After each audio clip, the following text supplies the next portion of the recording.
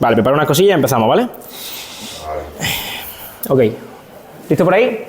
No. Pues bueno. Pues nada, para quien no me conozca, mi nombre es José Manuel Sabariego y ahora mismo estoy estudiando Ciencias de la Actividad Física y el Deporte en Cádiz, ¿vale? ¿Qué pasa? Yo soy una persona que siempre me ha gustado muchísimo el deporte. La gente que me conoce lo sabe. Cuando yo descubrí lo importante que es la actividad física relacionada con salud y otras muchas enfermedades, pues la verdad que he descubierto un mundo que a mí me encanta. Yo sé que siempre he querido ayudar, pero si lo puedo hacer desde una cosa que a mí me encanta y me gusta y lo hago día a día, ¿por qué no hacerlo? Así que de eso va a tratar la cosa hoy. Lo he dividido en 3 bloques, ¿ok? Estos 3 bloques. El primer bloque vamos a hablar un poquito a nivel general de la relación que tiene la actividad física con la salud en diferentes enfermedades, pero muy a nivel general. En el bloque 2 vamos a hablar de enfermedades como obesidad y diabetes, que tienen muchísima relación entre ellas. Y por último vamos a hablar de cáncer, que actualmente me estoy formando en ello, porque es una cosa que me llama muchísimo la atención y sigo en formación con ellos, ¿ok? Vale, lo primero que quiero dejar claro, yo hoy no voy a hablar de te vas a tener que poner a hacer estos ejercicios para ponerte fuerte, no, eso vamos a dejarlo para otro día. Hoy va a ser un poquito más vamos a hablar de energía, de cómo la consumimos, cómo la utilizamos y todo este rollo, ¿ok? Vale. Nos vamos a remontar a miles de años atrás, ¿vale? El ser humano, actualmente, o sea, antiguamente, ¿qué es lo que hacía para obtener energía? Para comer, ¿vale? Pues se tenía que salir a por ella, o sea, no es como a día de hoy, que bueno, dentro de lo que cabe, pues mira, esta mujer por lo menos tiene verdura y algo saludable en la nevera, pero no suele ser así. Entonces, la diferencia que hay es que tú te levantas del sofá, pegas 2 pasos, te vas a la nevera y comes lo que quieras. No te generas movimiento ninguno para llegar a conseguir ese alimento. Para eso se han creado ¿el qué? Los gimnasios. En los gimnasios, ¿tú qué es lo que haces? La gente se piensa que es para ponerte fuerte, que también. Tu cuerpo lo que hace es un reflejo de cómo tú estás por dentro, ¿vale? Entonces, ahí lo que vamos a hacer es gastar la energía que nos gastamos a lo largo del día. He aquí puesto los animales, para acordarme. Os pongo un ejemplo. Los animales que son domésticos tienen muchísimas más posibilidades de desarrollar diferentes enfermedades que los animales que están en la naturaleza y son salvajes. ¿Por qué? Porque se mueven, tienen movimiento, no es los animales que tú tienes en tu casa. Aquí, ¿vale? También un cambio muy grande es el cambio de trabajo físico por trabajo, por ejemplo, de nivel de oficina y el uso de maquinaria, ¿vale? Aquí si os estaréis preguntando quiénes son, pues soy yo y mi amigo Carlos, que no ha podido venir, pues bueno, pues lo pongo ahí. Así que nada, eso es otro dato. Vale, voy a hablar de un experimento que hizo este señor, ¿vale? Jeremy Morris. ¿Qué hizo este hombre? Se fue a Londres y en estos autobuses, que son característicos, lo habéis visto todo el mundo seguro, ¿qué hizo? Pues investigó a 2 personas que trabajaban en esos autobuses. Uno de ellos, el conductor, y otro de ellos, la persona que cobraba los tickets. Y diréis, ¿y esto para qué? Lo explico. La persona que está conduciendo, ¿qué se mueve? Nada. Volante y poco más. La persona que está cobrando los tickets, ¿qué hace? Sube a la segunda planta, baja, se mueve, cobre tickets, está todo el rato en movimiento. Pues este hombre que descubrió que la persona que está cobrando los tickets tiene un 50% menos de probabilidad de tener un infarto de miocardio que la persona que trabaja de conductor. Es un dato importante, creo yo. ¿Qué vemos con esto? Que el sedentarismo y la inactividad física a día de hoy es uno de los problemas de salud pública más importantes en el siglo XXI. Vale. Enfermedades no transmisibles que se desarrollan a día de hoy, que son las que más muertes causan. Tenemos el infarto, ictus, las enfermedades pulmonares obstructivas y los cánceres en todo su conjunto, ¿vale? Y estas enfermedades, las 4, tienen en parte pequeña relación con la inactividad física. Aquí no voy a hablar mucho de entrenamiento, como he dicho antes, pero voy a destacar 2 entrenamientos que se deberían de hacer. Como principal, el entrenamiento de fuerza, indispensable, ¿vale? Para muchísimos beneficios. Por ejemplo, aumenta la masa muscular. La masa muscular, ¿qué hace? Que el gasto en reposo aumente. Entonces, yo nada más que por tener mucho masa muscular, gasto más que una persona que no tiene menos. Incrementa la fuerza, evidentemente, y fortalece los huesos y articulaciones. Por ejemplo, la osteoporosis, os pongo el ejemplo. La osteoporosis, ¿qué es lo que causa? Que los poros dentro del hueso sean más grandes. Entonces, estos huesos son más débiles. Pues con el entrenamiento de fuerza se consigue esa mejora. Y entrenamiento de resistencia, básicamente aquí lo que nos basamos es entrenamiento de cardio, trabajar el corazón. Y bueno, todos estos beneficios que tiene, como aumentar la capacidad aeróbica, el VO2 max, que eso lo explico, que es la capacidad que tú tienes de coger ese oxígeno, utilizarlo y expulsarlo, ¿vale? Que luego hablaremos un poquito más de ello. Elevar la resistencia en general y también reduce el estrés y mejora el estado de ánimo. Ok, hasta ahora, ¿bien? ¿Alguna pregunta? ¿Nada? ¿Bien? Perfecto. Ahora seguramente tengáis alguna pregunta, porque ahora me voy a meter en temas de artículos y eso ya es un poquillo más rollo, pero bueno. Antes de hablar de nada, voy a hablar de qué es la obesidad y los factores que la causan, para que se quede todo claro. ¿Qué es la obesidad? Es una enfermedad que se desarrolla a nivel crónico de exceso de grasa, ¿vale? ¿Y esto a qué afecta? Pues ahora lo vamos a ver con diferentes artículos que lo vamos a explicar mejor. ¿Qué factores lo causan? Pues no es solo el hecho de que yo coma más de lo que gasto, que también, sino también influyen factores genéticos, el estilo de vida, claramente, hormonales y metabólicos, y la ansiedad, la depresión y otros factores psicológicos, ¿ok? Buena. Y ahora, para que se quede todo claro en los artículos que voy a explicar, vamos a explicar glucosa e insulina, que todos más o menos sabemos lo que es. ¿La glucosa qué es? Pues el azúcar en sangre, que es una manera de producir energía, de que proviene de alimentos tales como pan, arroz, fruta y demás. Y es básicamente una fuente de energía que usan las células para producir esa energía. Sobre todo los que lo consumen, sobre todo el músculo, ¿vale? Importante para luego.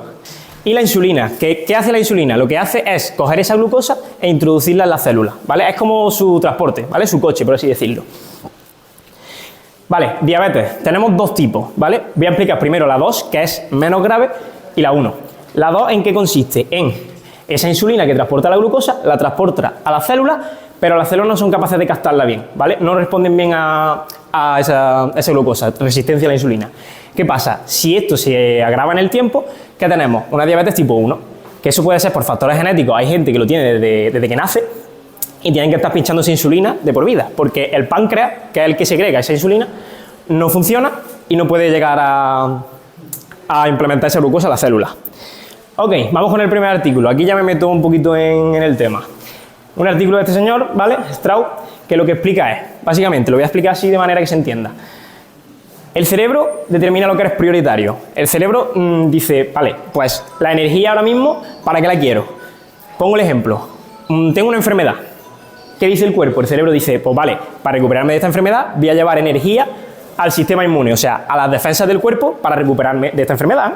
¿Vale? Cuando se acaba esa enfermedad, el cuerpo vuelve a su estado normal y vuelve a abrir las carreteras hacia los músculos y otros órganos. ¿Hasta ahí bien? ¿Guay? Vale, ¿cuál es el problema? Cuando tenemos una persona con obesidad, ¿qué ocurre? Lo que se llama inflamación crónica de bajo grado. ¿Qué pasa aquí? La persona que es obesa y tiene exceso de grasa, lo que hace es que la glucosa aumenta en sangre, ¿vale? Y el cuerpo interpreta como que está en constante inflamación. Tiene como una inflamación en todo momento, por eso es crónica. Está como si tú te tuerzas un tobillo, te pongo el ejemplo de un tobillo, tú te tuerzas un tobillo, se te inflama el tobillo y cuando se pasa esa dolencia, se vuelve a su estado normal. Pues en el caso de la obesidad es como si tuviera una inflamación constante. Entonces el cerebro está engañado y cree que está todo momento enfermo. Entonces quita glucosa a lo que viene siendo los músculos y otros órganos para llevarla al sistema inmune y curarte de esta enfermedad, que no es una enfermedad como tal. Entonces ahí está el problema, que cuando el sistema no gasta glucosa por los músculos, que es el principal músculo que gasta, se sube la glucosa. Si sube la glucosa, tiene que el páncreas producir más insulina para transportar esa glucosa, por lo tanto tenemos una persona que es hiperglucémica, hiperinsulinémica y que desarrolla diabetes tipo 2 y si sigue en el tiempo, diabetes tipo 1, a pincharse insulina toda la vida. Entonces hay que ponerse las pilas con eso, ¿ok? Esta foto quiero que la veáis, no sé si la veáis bien por allá atrás. ¿Qué vemos aquí?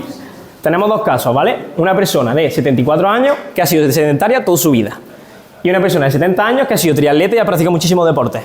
¿Qué diferencia vemos? Si lo veis aquí, toda la zona oscura es músculo y todo lo demás es grasa. Y fijaros aquí, una persona que ha practicado deporte toda su vida, todo lo oscuro es músculo y ese pequeño hilito es la grasa. De aquí que quiero que os quedéis. En esta foto, ¿qué es funcional? Es músculo. La grasa está de reserva, el cuerpo es inteligente, reserva la grasa para por si en algún momento falta comida, tenerla ahí de reserva. Pero no es funcional, no sirve para nada, no genera movimiento. Sin embargo, aquí es que fijaros la diferencia. Todo el músculo que hay en comparación con la persona que era sedentaria. Entonces, sabiendo que el músculo genera movimiento, ¿cuál va a ser mucho más funcional? El de abajo, ¿no? Perfecto. Bien hasta ahora, que lo de los artículos está un poco... ¿vale? Último artículo así un poquillo enrevesado. Este quiero que quede muy claro, ¿vale? Me parece súper interesante este artículo. ¿De qué habla? Vale, pongamos en un contexto de que tú tienes un presupuesto de energía para todo el día. ¿Y ese presupuesto en qué lo gastas? En 5 cosas. Una, funciones vitales en general. El estar despierto ya produce un gasto energético funciones de reparación, mantenimiento, células, bien, alostasis, que ahora explico lo que es, y reserva, que eso es, lo guardamos para cuando estemos enfermos. Lo pongo. Alostasis, ¿qué es? Es todo aquel estrés que causa el cuerpo, pero estrés psicológico, el trabajo y el ejercicio físico. ¿Pero qué diferencia tiene el ejercicio físico? Lo explico. El ejercicio físico, lo bueno que tiene es que si tú tienes un presupuesto, para que quede claro, tú tienes 2.000 euros a repartir en estas 5 cosas. Si tú ahora gastas de todo, tienes menos margen. Imagínate que esos 2.000 euros gastas 1.800 en todo esto y te queda de reserva 200. ¿Qué hace el ejercicio físico? Genera un pequeño estrés a corto plazo, pero si seguimos prolongándolo en el tiempo, podemos llegar a que ese presupuesto de 2.000 euros a gastar entre 5 sea un presupuesto de incluso hasta 3.000 a dividir entre 5. ¿Con qué quiero que os quedéis? Ahora a mí me llega una enfermedad muy grave, sea cual sea, y tengo un presupuesto bajo. Cuando yo necesite de esa reserva para coger y superar esa enfermedad, me va a costar mucho más. Y si ahora, por ejemplo, tengo un presupuesto mucho más alto, me voy a recuperar de esa enfermedad no solo mejor y voy a pasarlo menos mal, que me voy a recuperar incluso antes. Esto lo aplicamos a cualquiera de las enfermedades de las que voy a hablar yo hoy aquí. ¿Vale? Pongo el ejemplo. Tienes un día malo. En el trabajo te ha ido fatal. Sube la alostasis. Me ha dejado mi pareja. Sube la alostasis. Llega un punto que incluso el estrés puede llegar a quitar energía de otras funciones que son vitales para el día a día. Entonces, también hay que controlarlo eso. Entonces ahí ya el ejercicio físico hemos dicho que actúa por ese lado, pero aquí quiero que os quedéis con que también la ayuda psicológica es muy importante. Ok, hasta ahora, bien. Segundo bloque, bien, guay. Perfecto. ¿Qué ha pasado? Hay un fallo, dale para atrás tú, porfa. Párate, se está pillando, la mano con el sudor, párate. Ay. Dale tú para atrás. Vale, ahí, perfecto. Ahí, vale, perfecto. Ok, vamos con el tema del cáncer. Para esto quiero que os quedéis con cuál es la función de las células a nivel normalmente. ¿Qué pasa con las células? Las células se pueden dividir, se pueden autodestruir cuando han cumplido su función o pueden seguir viviendo. ¿Qué pasa en el cáncer? Esta célula debería producir la apoptosis, que es la muerte celular, cuando acaba su tarea, pero la célula cancerosa, ¿qué hace? Tiene una mutación en sus genes que lo que hace es que no se autodestruye, entonces empieza a acumularse. Y eso es lo que hace que se acumulen células tumorales y produzca cáncer. ¿Vale? ¿Hasta ahí guay? Vale. La triada tóxica que se llama son los 3 factores más importantes por los cuales se desarrollan enfermedades como por ejemplo el cáncer.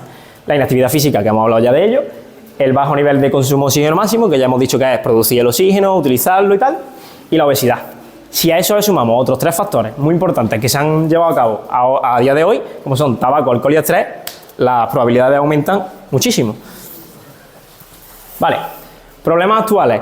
Aquí viene el gran problema y la preocupación que hay a día de hoy con la enfermedad del cáncer, que a los casos están aumentando muchísimo. ¿Qué nos encontramos? Que, por ejemplo, en la Sociedad Española de Oncología Médica se estima que 280.000 casos al año solo en España. O sea, cuidado. Y ya esto me parece más impresionante todavía, que es la Agencia Internacional de Investigación del Cáncer dice que en 20 años aumentarán los casos en un 50%. Traduzco esto. Si aumentan los casos en un 50%, eso dice que 1 de cada 2 hombres y 1 de cada 3 mujeres van a padecer cáncer en su vida. ¿El problema a día de hoy cuál es? Cáncer ha habido siempre, siempre.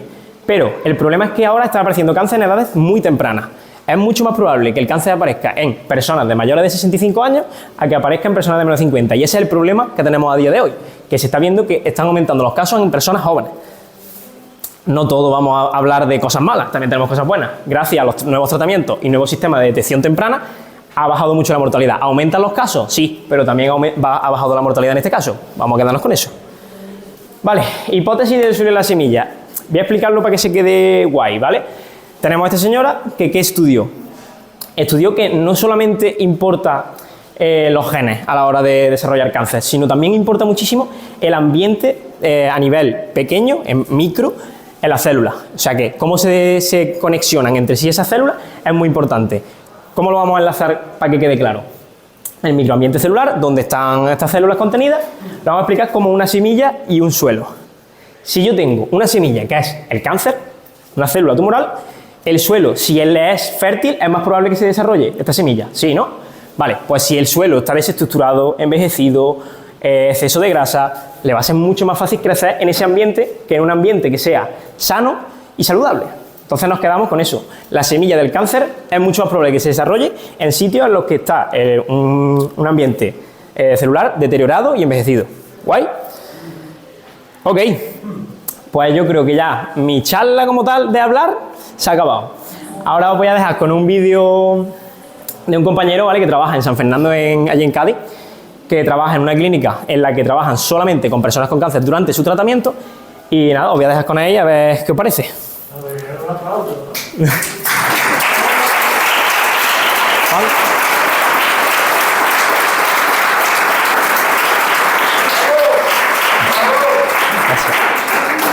Dale para atrás, Juan. La diapositiva de atrás, porfa. Buenas a todos, ¿qué tal? Encantado de acompañaros, aunque sea desde la distancia, en esta charla. Soy Gonzalo Camacho, soy fisioterapeuta y bueno, he tenido la oportunidad de que José me invite a pasar unos minutitos aquí con vosotros hablando un poco del trabajo que hacemos, en este caso con personas con cáncer, ¿vale? Yo soy fisioterapeuta y me dedico a trabajar con personas que están en fase de tratamiento oncológico, tanto a nivel presencial en nuestro centro en San Fernando, en Cádiz, como a nivel online con personas de toda España. Entonces, la idea de esta pequeña charla es transmitiros la importancia que tiene el ejercicio en todo el proceso oncológico, que muchas veces queda relegado como a una cosa como de ocio, ¿no? Un poco como, no, tú haz ejercicio, ¿no? Que está bien, pero vais a ver que el ejercicio ha demostrado científicamente que incluso ayuda a que el tratamiento sea más efectivo e incluso reduce la mortalidad, que es al final el mayor miedo, ¿no?, que tenemos todos cuando hablamos de una enfermedad como el cáncer. Entonces es una cuestión para conocer, para tomaros en serio, porque desde hoy, aunque no estéis atravesando la enfermedad, podéis tomar acciones y podéis hacer cosas para reducir al máximo el riesgo de padecer este tipo de enfermedades que están muy asociadas a veces al estilo de vida, además de la genética y otros factores, ¿vale? Yo he preparado una pequeña presentación, que son nada, 2 diapositivas, porque creo que lo más importante que tenemos que ver cuando hablamos de ejercicio y cáncer, ¿vale? Yo no pretendo ser muy técnico ni pegaros una chapa, pero quiero que lo visualicéis como así, ¿no? Es decir, como cuando pensamos en el cáncer, siempre pensamos como en la persona que tiene el cáncer. Pero a día de hoy sabemos que cuando una persona tiene cáncer, pues a lo mejor 10 años antes ya en su organismo estaban pasando cosas que ahora mismo no tenemos la tecnología como para poder ver, para poder darnos cuenta. Pero esto no es una cosa de un día para otro, sino que se va gestando en el tiempo a través de mutaciones genéticas. Entonces, hay un papel del ejercicio como prevención del cáncer. Y esto es lo más importante que os tenéis que llevar de esta sesión. El cumplir con los requisitos mínimos de actividad física que recomienda la Organización Mundial de la Salud, que básicamente es salir a caminar entre 30 y 60 minutos al día y entrenar la fuerza 2 o 3 veces a la semana, intentando pasar cada vez menos tiempo sentado y más tiempo en movimiento, ¿no? Sabemos directamente que si yo estoy media hora sentado y esa media hora sentado, en vez de estar sentado, me doy un paseo, los beneficios para la salud se multiplican. Este papel es el preventivo, ¿no? Esto podemos hacer que se reduzca el riesgo de padecer cáncer hasta en un 40%. Después tenemos un papel fundamental, que es a lo que yo me dedico principalmente, que es a hacer que el ejercicio durante el cáncer reduzca los efectos secundarios negativos de la quimioterapia, aumente su eficacia y que la persona no vea su vida paralizada completamente por este tipo de tratamientos. Y también hay un después, porque el problema que tiene el cáncer es que es una enfermedad que a veces es recurrente, que vuelve a aparecer con los años, si yo no cambio las cosas necesarias en mi vida para prevenirlo.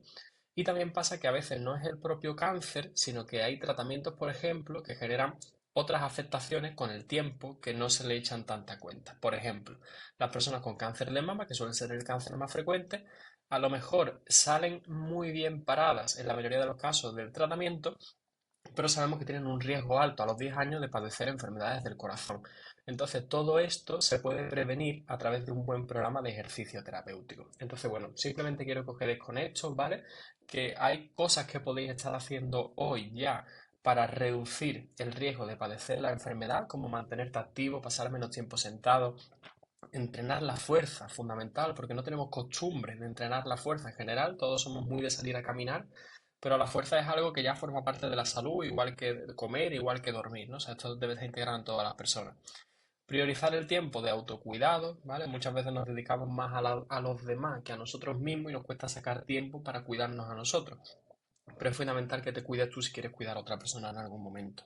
Y por supuesto, y para eso estamos los profesionales como está José, estoy yo, pide ayuda si la necesitas, porque vais a ver que los procesos se llevan mucho mejor cuando estoy bien acompañado, ¿vale? Y no todos tenemos que saber de todos y no tenemos que ser tan autodidactas, sino que hay profesionales especialistas en muchas situaciones que os pueden ayudar. Entonces, siguiendo con esta línea de pedir ayuda, os he traído el testimonio de una paciente que es una persona joven que está atravesando un cáncer, un linfoma en este caso, ¿vale? Y estamos ya terminando su fase de quimioterapia. Llevamos 5 meses de tratamiento.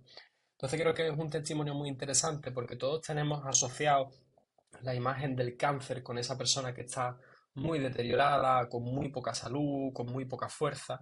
Pero quiero que veáis un poco qué pasa cuando se revierte un poco la rueda y tenemos la oportunidad de trabajar, en este caso con esta persona, desde el día que se diagnostica, desde el día siguiente.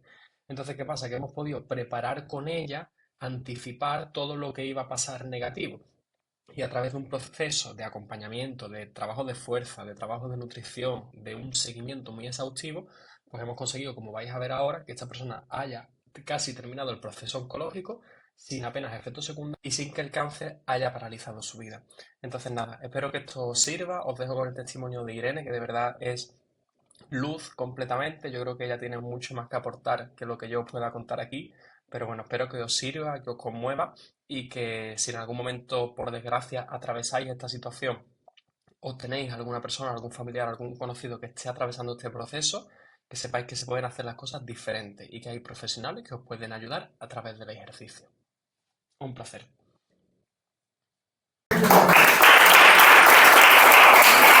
Vale. Vale, bueno, voy a recalcar un poquito lo que ha dicho mi compañero Gonzalo, ¿vale? Lo voy a decir así.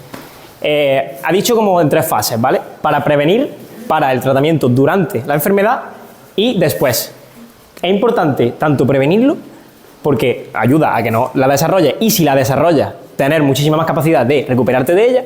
Durante el ejercicio mejora que el tratamiento llegue a donde tiene que llegar, porque, como sabemos, el tratamiento va inyectado y el corazón es el que bombea todo ese tratamiento. Entonces, en realizar ejercicio físico mejora esto. Me hubiera gustado que hubierais estado cuando yo hablé con Gonzalo. Gonzalo me enseñó el caso de un hombre con 42 años teniendo cáncer de pulmón, quimioterapia activa, haciendo una media maratón. No lo hago ni yo creo, o sea que cuidado. Y luego, importante después del tratamiento. Una vez superamos el tratamiento, también es muy importante no dejar de trabajar el ejercicio físico. ¿Por qué? Sabemos que todos estos tratamientos para el cuerpo son nocivos. Matan las células malas, sí, pero también pueden dañar a las buenas. Entonces es muy importante, después del tratamiento, seguir trabajándolo siempre. Y ahora, como ha dicho él, voy a dejar un pequeño testimonio, ¿vale? Que dura 3 minutitos, de una persona que trabaja con ellos, pero en sí el testimonio dura 35 minutos y lo voy a dejar por si lo queréis ver en casa. Voy a poneros ese poquito, que son 3 minutitos, y se finí. Juan, por ahí, por favor. ¿Qué le dirías a esa Irene del día 1 del diagnóstico? ¿Qué le recomendarías? ¿Sabes? O sea, que ponte en esa situación y cuál sería el mejor consejo que le podrías dar a esa persona. Ahora más me emociona. Eso es, claro, ya está, es normal. Pues, sobre todo que se deje llevar, porque para mí ha sido fácil, porque me lo habéis hecho vosotros. Entonces yo diría que se lance, sobre todo a pedir ayuda. Cuando la encuentre, que se aferre a ella, que confíe plenamente en los profesionales que hay aquí y que se deje llevar, porque se lo van a hacer todo muy fácil y que van a ir pasando los días que son tan largos cuando estás solo, y aquí ni te sientes solo, te sientes que estás haciéndolo bien y que se te va a pasar el tiempo mucho más rápido, porque aquí tienes un porqué, o un para qué, mejor dicho. Tienes un para qué de levantarte de la cama. Te ha sonado el despertador, porque yo podía haber estado todos los días de esta baja que tengo en mi cama, o levantarme tarde, y no, decidí ponerme despertador, venir aquí, viento, lluvia, todo, sobre todo ha sido muchos vientos, que me he venido en moto y he dicho, hoy me toca viento con la moto, pero aquí he estado. Y cuando he cruzado esta puerta, la hora de sesión ha sido 1 hora menos, porque es que aquí te olvidas de todo, vienes a sufrir, porque esto no es bonito, ni es divertido, pero la gente que hay ahí dentro sí es bonita. Entonces eso ayuda muchísimo. Yo he encontrado aquí, creo que amigas para siempre. De hecho, hay gente que ya no está aquí y que seguimos siendo colegas, porque nos hemos ido compartiendo cositas de proceso y consejos y ánimos y tristezas. Entonces eso es muy bonito. Y todo el conjunto de esas cosas han hecho que para mí hayan pasado estos 5 meses volando. Y eso también es importante, porque si no se hace eterno. Y a mí estos 14 días que me quedan se me van a hacer eternos, porque ya es como que va a llegar, que va a llegar. Pero echo la vista atrás y yo no me creo que hayan pasado 5 meses. Y analizando todo lo que ha pasado durante este tiempo, yo al menos tengo que decir que muchas de las cosas han sido buenas. A mí el cáncer no me ha tirado, a mí me ha levantado.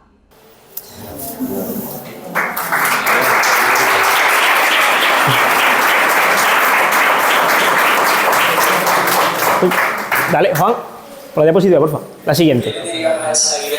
Vale, ¿qué quiero comentar de esto? Muy bonito, por cierto. Lo que he dicho, luego os voy a dejar el enlace por si queréis ver el testimonio completo, que os va a encantar. A mí me ha encantado.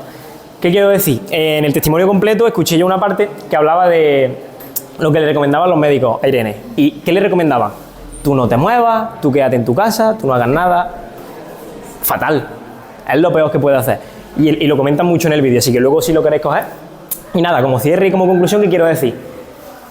Si yo os digo que si os tomáis una pastilla que os da todos estos beneficios, seguro que la tomáis, ¿no? A ti cuando te duele algo, tú te la tomas. Si te dicen que vas a perder peso con esa pastilla, te la tomas, ¿no? Pues si os digo que el ejercicio físico os da todo esto, ¿por qué no hacerlo? En 2 años que lleva con la clínica, 2 personas habían fallecido. ¿Qué pasa? Esas 2 personas llegaron en un nivel de la enfermedad muy avanzado. Y bueno, pues fallecieron por desgracia, pero él me lo dijo, que todos sus familiares le agradecieron de corazón que ese último momento de vida que haya pasado con ellos no se lo haya pasado estando en la cama, agonizando, estando mal, sino viviendo una vida normal.